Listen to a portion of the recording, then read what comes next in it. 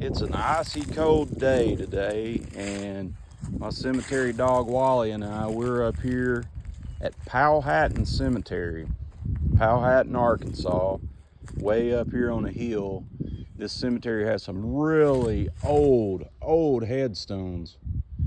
I mean, it's just a very cool place to explore, but I'm here to do a story on a lady named Miss Dolly Lehman. And Miss Dolly was said to be a very intelligent person. You could sit down, you could carry on a great conversation with her, but she had this mania, which it was described, and this mania was to do self-destruction.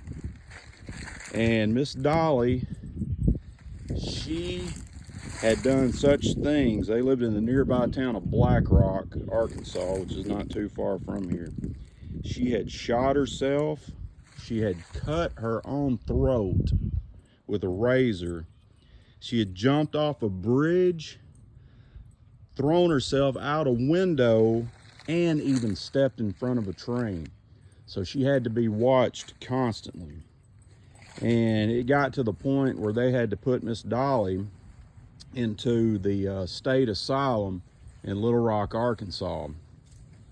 Well, while she was there, she had banged her head up on a wall so hard that she tried to, as it described, beat her brains out. Well, this didn't do any good, so she decided the next step was to starve herself to death. So she went on a hunger strike, and it said she had to be mechanically fed, which I looked that up, and what they did is they strapped the person into a chair and they ran a tube down their throat and they fed the person mechanically like that, pumped the food into their stomachs for nutrients.